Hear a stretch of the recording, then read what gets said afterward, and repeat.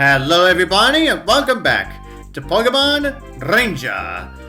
So we started our next mission by handing us off to the base of the Go Rock Squad. But first we have to help out the Charizard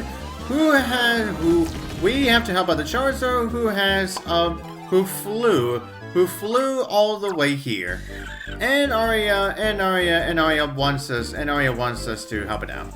But anyways, as we continue on, we now have the Shiftry's tree, also known as Shiftry. Get it?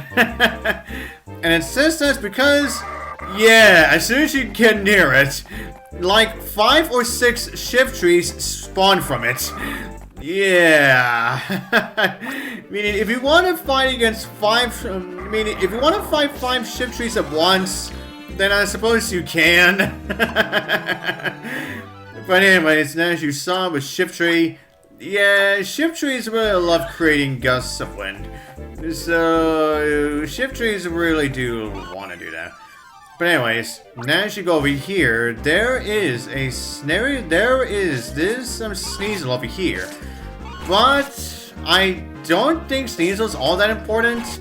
Yeah, I don't think Sneasel's all that important. Yeah, I don't get why they put a Sneasel right here when Sneasel's not really all that important for anything. Yeah, well, I guess Sneasel could be here for something, but Sneasel's not really here for anything all that major, so I guess if I get Sneasel here too, I suppose that's fine. But at the same time, yeah, why make us go through that area where it's clearly a dead end, and yet, yeah, the Pokemon you get is probably not gonna be that very helpful. Yeah, I'm just saying. Galava, could you please move from the door? My god, Galava, you're a bitch. But anyways, now we have you two. Yeah, we have this hiker. I don't know who you are, but your styler, hand it over. Yeah, he essentially gives your energy filled up again. So essentially, yeah, so that could be something. We got a lot of fog around these parts. Apparently, some Pokemon that live in the forest are making the fog. Yeah, and we are gonna see who that Pokemon is. Okay, and now we go over here is where we got some Raichu, which you're definitely gonna want to pick up. Because as we get past this forest, yeah, we're definitely gonna get into helping out the Charizard. Yeah, you're definitely gonna need this Raichu just in case. And the same also goes for this Poliwhirl too. Yeah, you may want to get yourself at least one Poliwhirl just in case. Yeah. Just in case if you're not that skilled at this game. Yeah. But anyways, there we go. That's that Poliwhirl contact. Okay, now since we now just have Shiftry, I may as well release and sleep. Okay, and now as we head ourselves to the forest, and here's where we meet 2 grunts. Quick! Capture Altaria for me! Yeah. Don't blow your cool, baby. My capturing technique is out of this world. But dump. The Altaria just bumped him. Huh? What the? I think I busted my Styler. And there's the fog. This fog is like a blanket. Did I cause it? Yeah, I think you did. Yeah, considering that Altaria actually created the fog. Oh, look at this thick fog.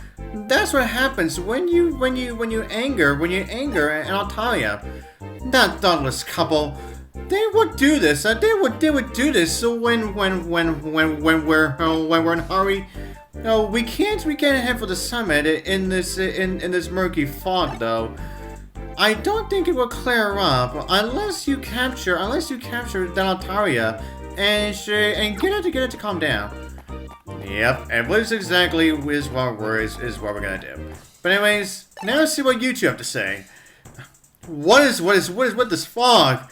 How are we supposed to get back to the base? This fog's a real pain. Yeah, I bet it's a real pain since you two are the ones who caused it. But anyways, now around this forest, it is not just where the Altaria lives, but it is also where Swablu's live too. Now Swablu is just your typical forest Pokemon. Yeah, Swablu, I think it doesn't really do anything. I think you're rarely even gonna see Swablu attack that much. Honestly, Swablu is just pretty simple enough to get. Although Swablu does chase after you if they see you, but when it comes to battling them, probably not that much. But anyways, then as for the Altaria, yeah, the Altaria gets terrified of you and tries its best to run, to fly away from you. Then as we get into a battle with him, then Altaria will not only create gusts of wind, and it will also create a bigger cloud of fog within the battle as well too. So yeah, which may be really hard for you to find him at first. Yeah. But anyways, now we got the Altaria. The fog is lifting. We can climb toward the summit again. Yes, we surely can indeed. You've polished your technique considerably since I last saw you. Yeah, I definitely have. Now what do you two have to say? The fog's gone. I bet that Altaria isn't steamed anymore. Yeah, you think? Maybe someone captured it? Yeah, you were literally looking at him. But anyways, yeah, there's someone else to this forest, so... Oh yeah, and with the same machine right there, you're definitely gonna be needing that. Since we're about to get into another major fight after this. Did you, maybe capture an Altaria? Yeah, the one that you made it mad. We would have been seriously toast if the fog didn't lift.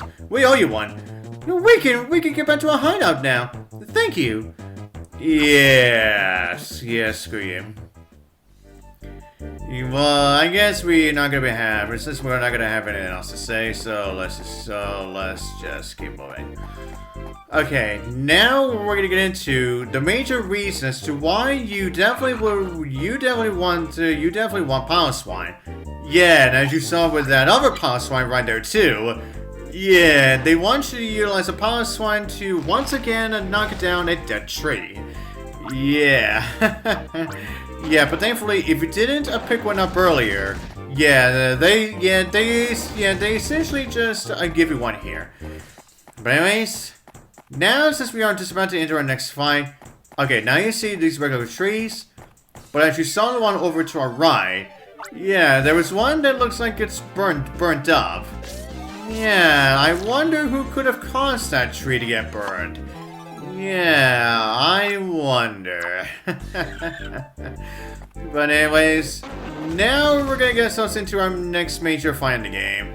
And I hope you guys are fully prepared for this one. Was there a forest fire here? Or did a Pokemon cause this? Yeah, a Pokemon definitely caused it.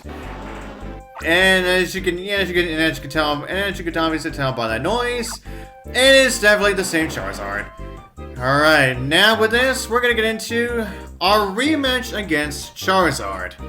Now, Charizard is definitely a lot more tougher than what we saw him last time. But however, you have yourself an advantage this time, just because for one, you have the ability to utilize more Poke Assists other than just your partner.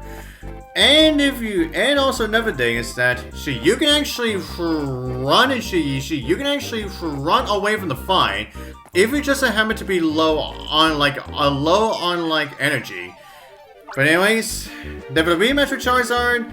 Now, as soon as the fight starts, Charizard will start flying around and will continuously to shoot out flames. And if you manage to get Charizard to land on the ground, he will utilize that same fire attack as he did the first time during our first fight against him. And not only that, you had to do at least 16 loops around. You had to do at least 16 loops around him this time. So yeah, as you can tell, yeah, that fight is definitely a lot more tough. Well, I would say as you saw right there, if you manage to get him paralyzed just in the right time and capture him before he even gets to utilize that fire attack, then I guess you can say it is a lot more easier than the first fight. But at the same time, if you mess up, then once again you're gonna have to deal with that same fire attack from the first fight. But anyways, now that we are done with that, and now that the Charizard has now fully recovered, now we can move on. Now, now we have a Pikachu and then we have another Arbok right here. They do place that Pikachu right there, just in case if you just happen to run away from the Charizard fight. They at least get you more prepare for that one. But anyways, as you can see, for the pathway that we just went through, was indeed the shortcut that the Snorlax was blocking. It essentially takes you right to where the Charizard fight was. But anyways, and now we have this little cave here, which may seem like it doesn't really hold anything of importance. But it definitely will as we get into post-game. Yeah, you're definitely gonna see what that is when we actually get to that. But anyways, and now that we are climbing the mountainside of the Sekra Range, and as we make our big climb, apparently golems that just fall from the freaking sky. Apparently, there are a few golems that just fall out of the sky like that. I don't get why in the Ranger games they make Golem fall from the sky like that. When I don't know how even Golem are supposed to fall from that high up, or even get themselves to that high up. I don't get it. But anyways, now even though we would continue upwards, but considering that we saw that rock wall from before, now that we finally have a Pokemon that we can actually now that we have a Pokemon that we can actually break it, now I'm actually gonna go backwards towards that rock wall, to see what exactly is the thing that we are going to be encountering there. And trust me, it definitely will be worth it. Especially if you want to get your browser completed. Trust me on that. Since you're only gonna find this one Pokemon in this, since you're only gonna find this one Pokemon in this area. Oh yeah, you saw that. As soon as I was about to do my target clear, that Arbok immediately just went right for me. Which means as soon as that's done, I had a feeling that was gonna happen. Screw you, Arbok. But anyways, what's inside here? A Kangaskhan! Yeah, the only area in the entire game where you'll be able to find one of these. Now, Kangaskhan, Kangaskhan just really loves to shoot out to those hyper beams. So yeah, and as you might have saw by that animation, for whenever Kangaskhan utilizes its hyper beam, the baby actually goes outside of its outside of the Kangaskhan's pouch, and actually hides between the Kangaskhan's legs. Actually hides behind the Kangaskhan's leg. Yeah, that is something that you probably don't see too often from the baby Kangaskhan. Yeah, considering that mostly Kangaskhans are usually seen inside of the pouch. Although there have been at least 2 exceptions where they've shown off in the anime, where we do see where the Kangaskhan baby is outside of its pouch. Now, the first 2 times that we see that, one of the times that we see that was during one of the Sun and Moon episodes, where it was when Brock and Misty visited Alola, and when they went to Kiawe's ranch, we saw a Kangaskhan who was feeling really mad. But it was only feeling that way. It's because a baby was sick. Yeah, and then another time that we may have saw that was during the very first episode of Journeys, where we definitely saw the baby interact. Where we saw the baby Kangaskhan interact with a Pikachu.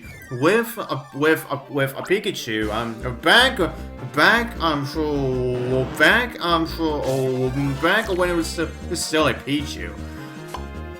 But anyways, now we're done with that. Yeah, now that we're back here, yeah, and as you've been seeing, yeah, they not only once again put Piloswines in this area, also Raichus, and they also put in some Tangalus here too. And Tangalus are something that you're definitely are gonna need if we want to be able to get to the actual base itself. But anyways, now here is Freddy. Ditto. It looks like the Golem squad members are coming out somewhere ahead. It's weird though. The doors to the Fiore Temple are firmly shut. There's no getting in or out. There's a waterfall up ahead, but it's on a sheer cliff face. There's no getting across that. Or can we? I wonder where the Garunk squad is coming from. Yeah, he said that we couldn't get us across that we can't scale across the waterfall. Yeah, he's gonna be very dead wrong about that. But anyways, and now we go to this area where we have another rock wall and also a rock fall here. But I say don't even bother interacting with these yet. Do not do target clears on them yet. Yeah, they're essentially worthless at this time. But they definitely won't be as we get into post game. But anyways, now we have this huge flower, which we cannot do a target clear on, since we don't have our own Altaria. So fortunately, there's nothing we can do about that. But anyways, and now we meet this guy. So, what are you doing? Let me guess. You're playing that, so you're playing at being explorers, or maybe you're playing at being rangers on a mission. Oh, don't bother explaining. Whatever you're playing at, it all ends here. Yeah, but he's gonna try and end it by sending out. Yeah, our second time in the entire game where we will ever find a Shelgon. And also, our very first time encountering a Aerodactyl. Now, Aerodactyl can be pretty much of an annoyance, especially when you're just trying to do your capture loops. And when he's not bothered by you, he will constantly just shoot out his hyper beams. Like hyper beams as well too. And also, and considering that Aerodactyl really loves flying high up, yeah, it can be a major pain just so you can try to do your capture loops around him too. Yeah, and combined with Shelgon here, yeah, it can definitely be a major pain in the ass to do. Oh, and speaking of major pain in the ass, yeah, even though I just got my next level up, but after this, it's not going to count towards me getting the Shelgon, see? Yeah, considering that I just got that level up, essentially messed up my chance of actually getting that Shelgon right there. Yeah, that can definitely happen in this game. Which, thankfully, they don't really do that within the upper two, which is something that they do not do within the upper two Ranger games. Not too bad. But not good enough to get into our base. Yeah, not yet anyways, he says. But well, with that said, that shall be all I'm gonna do for this part. And so, until the next part, I'll see you guys next time.